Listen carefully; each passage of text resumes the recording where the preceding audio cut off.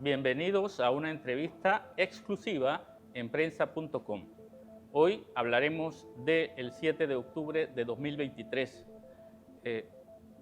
un suceso, una tragedia que marcó Israel y que muchos dicen que es el asesinato de judíos más grande desde el Holocausto. Tenemos el privilegio de tener a uno de esos sobrevivientes. Hubo más de 1.200 muertos de todas las nacionalidades, entre ellos latinoamericanos. Con nosotros está Guido Coa. Guido Coa vivió esa tragedia, tuvo 36 horas en un refugio y hoy nos contará su historia. Bienvenido Guido Coa, quien nos contará su testimonio. Bienvenido a la prensa, gracias por contar esta historia que es muy dura y dolorosa y tú has tenido la valentía de hacerlo. Cuéntanos primero quién eres tú, cuál es tu nexo con América y qué pasó ese 7 de octubre. Bueno, primero muchísimas gracias por el espacio. Yo soy argentino, tengo 25 años. Decidimos con mi familia mudarnos a Israel hace 5 años, en el 2019, en búsqueda de cumplir un sueño familiar y personal que teníamos. El 7 de octubre todo empezó a las 6:30 de la mañana. Nosotros estábamos durmiendo, era un fin de semana. Inmediatamente al sonar las sirenas, nosotros, como siempre solemos hacer, nos resguardamos en el refugio, una habitación dentro de la casa. Hasta ese primer momento era todo normal. Nosotros, a pesar de estar 5 años en Israel, viviendo en una comunidad tan cercana a Gaza, un poco como que nos acostumbramos a todas las rondas de misiles, las sirenas. Sabíamos cómo teníamos que actuar, sabíamos que eventualmente, si el caso se intensificaba un poco más, teníamos que evacuar, pero hasta ese momento era algo normal, que lo vivíamos prácticamente una vez por año, 2 veces por año.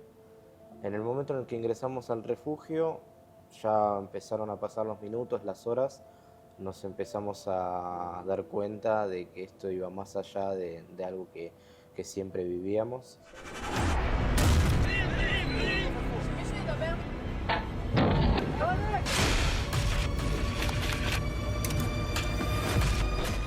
Empezábamos a recibir mensajes de vecinos de otras comunidades o de otras ciudades, donde algunos nos mencionaban sobre terroristas que merodeaban la zona.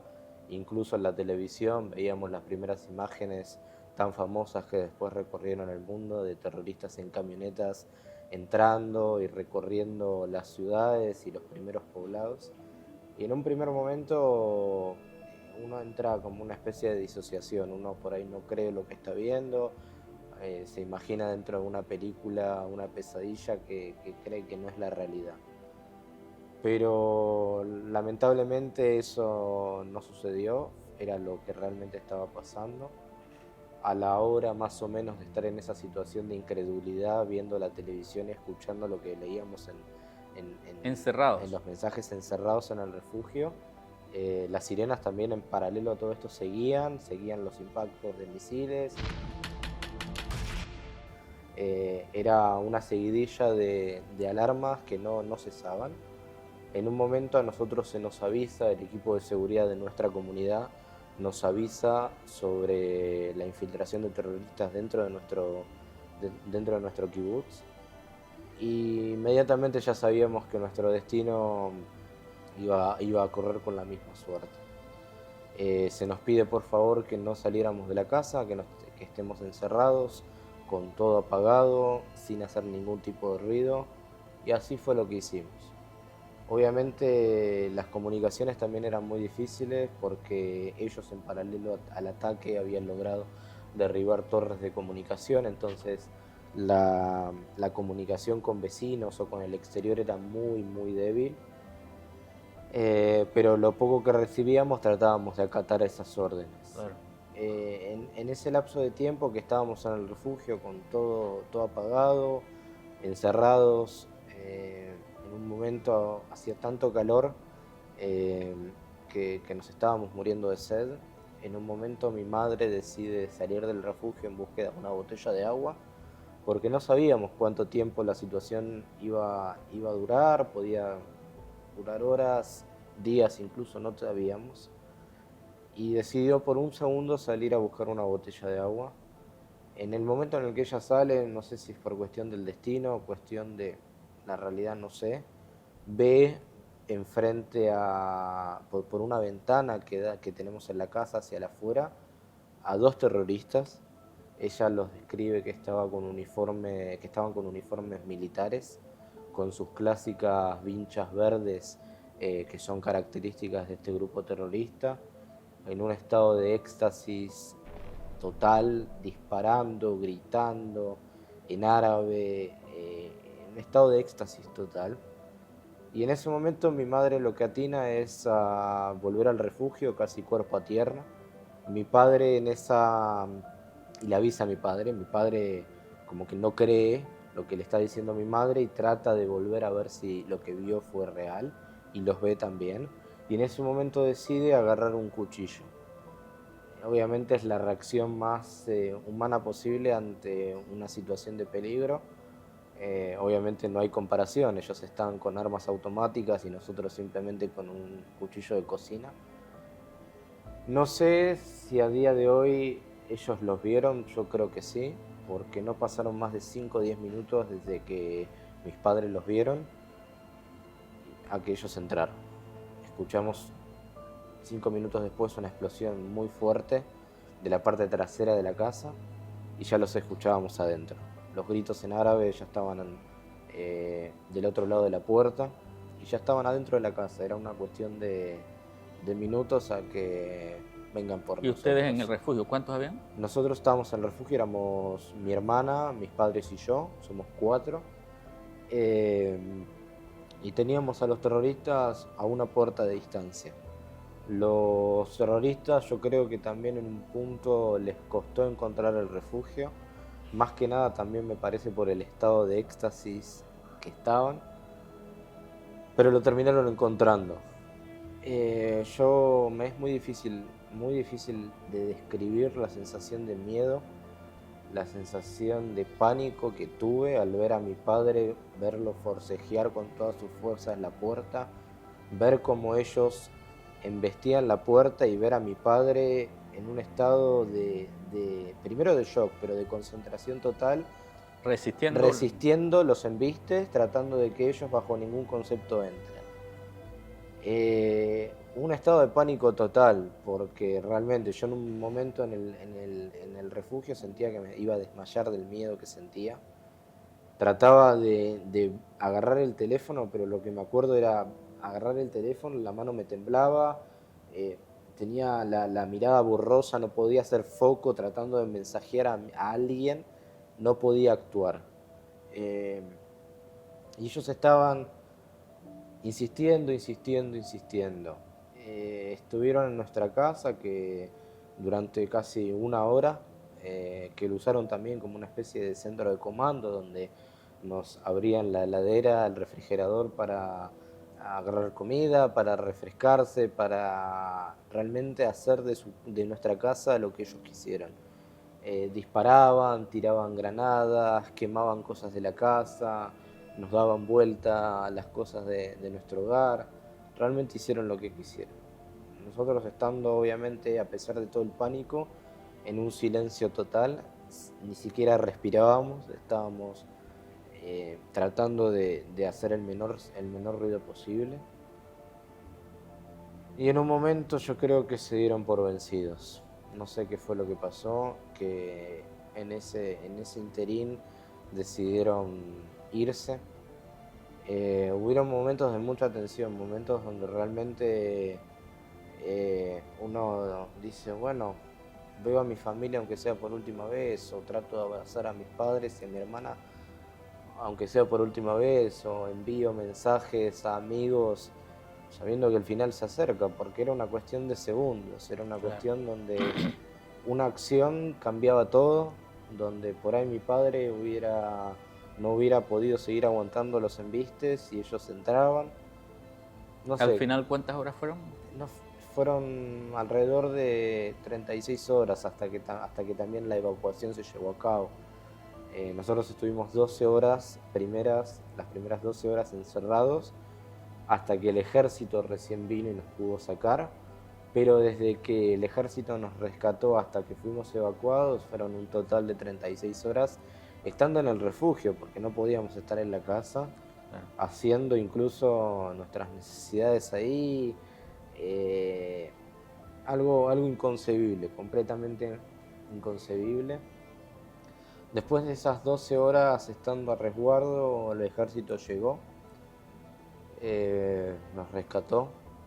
Para poder nosotros saber que eran el ejército, mi padre usó una especie de código con los soldados, usando un rezo en hebreo que es el rezo más importante que tenemos en el judaísmo, como una especie de código para saber que del otro lado no eran terroristas sino soldados, y que también los soldados de alguna forma entiendan que nosotros estábamos vivos, y nos rescataron, nos sacaron del refugio.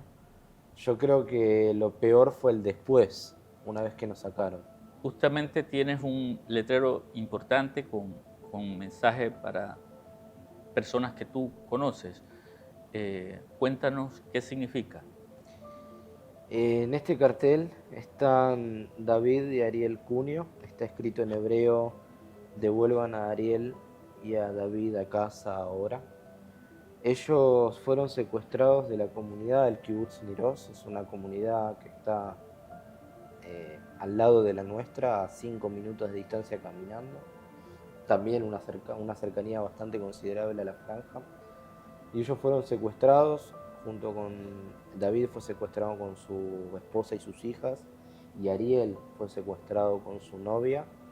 Tanto su novia Arbel como la esposa de David y sus hijas, Sharon, que es la esposa, Emma y Yuli, que son las hijas de 3 años, fueron liberadas en distintas etapas del cese al fuego y del acuerdo de rehenes que hubieron durante este año y medio. Pero hoy, a más de 585, 86 días, ellos siguen en Gaza, en cautiverio, siendo torturados día a día, siendo privados de medicamentos, de comida, en la peor condición en la que se puede encontrar un ser humano, que es estar privado de su libertad. Y nosotros nos empezamos a enterar sobre, primero, las desapariciones, porque no se mencionaban sobre gente que estaba siendo raptada de sus casas, pero no se entendía, no podíamos comprender. A medida que fueron pasando los días, empezamos a darnos cuenta de que las personas que estaban desaparecidas en realidad habían sido secuestradas, personas desaparecidas que después encontraban sus cuerpos después de varios días de reconocimiento por el estado tan destruido en el que se encontraban sus cuerpos. Bueno, me gustaría que nos mandes un mensaje a especialmente a los latinoamericanos, a los panameños, sobre por qué es importante contar esta historia. Entiendo que eres parte del documental 7 de octubre, Testigos del Horror. ¿Por qué es importante contar esta historia para la humanidad? Porque esto no puede volver a pasar. Porque nosotros hace más de 70, 80 años después del Holocausto dijimos nunca más, y tenemos la posibilidad de llevarlo a cabo. Porque esto no es una cuestión política, no es una cuestión territorial, es una cuestión meramente humana. Y todos, no importa el cómo, no importa de qué manera, podemos ayudar a no solamente poner en primera plana el reclamo de la importancia que tiene en traer a los secuestrados de vuelta, sino también en hacer justicia por las víctimas, sobre todo por las víctimas latinas, que es una de las comunidades más afectadas en el 7 de octubre. David y Ariel son argentinos, forman parte de la comunidad latina. Y como tantos otros, tantas víctimas, tantos secuestrados, forman parte del mundo latino. Y no nos podemos olvidar, no podemos dejar de reclamar tanto por ellos como por la cantidad de secuestrados que todavía hay en Gaza, de víctimas, y sobre todo pedir justicia, porque es el valor más importante que tenemos. Porque esto no solamente es una cuestión que pasa solamente en Israel y queda en Israel, es algo que puede pasar en cualquier parte del mundo, en cualquier rincón de nuestra humanidad, y es el deber más humano que tenemos, en seguir alzando la voz, en seguir recordando a las víctimas, seguir reclamando por los secuestrados, porque es la humanidad, es el valor más humano, más importante que tenemos. Y cada acción cuenta, cada acción, no importa de qué manera. Entonces mi mensaje es ese, que puedan también conocer los testimonios. Afortunadamente y lamentablemente hay muchos testimonios en español, entonces la posibilidad de verlos en el idioma nativo son posibilidades muy grandes y posibilidades también muy valiosas de seguir expandiendo el mensaje a otros lados, tanto aquí en Panamá como en cualquier país de Latinoamérica, y seguir. Bueno, muchísimas gracias por tu tiempo, Guido, por la valentía de contar la historia. Muchísimas gracias. Ahora vamos con Jessica Guitis, directora de difusión de Fuente Latina. Bienvenida a prensa.com. Muchas gracias por tenerme. Jessica, ¿por qué contar esta historia? Cuéntanos, se presentó esta semana en Panamá, Sí. El título y cuál es el origen de la historia. Pues te comento, Fuente Latina desde hace 13 años más o menos, llevamos siendo la referencia para conectar al mundo hispanohablante, el mundo latino, con Israel, con el mundo judío y con el Medio Oriente. Cuando pasó el 7 de octubre, precisamente por nuestra experiencia, sabíamos que esa región que fue atacada por Hamas era muy latina. Entonces lo primero que teníamos que hacer era recolectar esos testimonios. Por eso nace este proyecto, estos 4 episodios que narran esta historia en español para nuestro pueblo latino. Y el título Testigos del Terror, porque así como ellos fueron testigos, ahora el que ve, la audiencia, también es testigo del terror. ¿Cuál es el propósito del docuserie? Sí, es primero que todo que exista un lugar donde los latinos pueden ver en su propio idioma qué pasó, pero también es humanizar. Esto es parte de la historia y es sumamente importante. En el primer capítulo, por ejemplo, contamos la historia de cómo llegaron inmigrantes latinos a Israel. Y eso es algo que incluso a veces el pueblo judío no lo sabe. Entonces, es parte de nuestra historia, no solamente como judíos, como Israel, sino como el pueblo latino.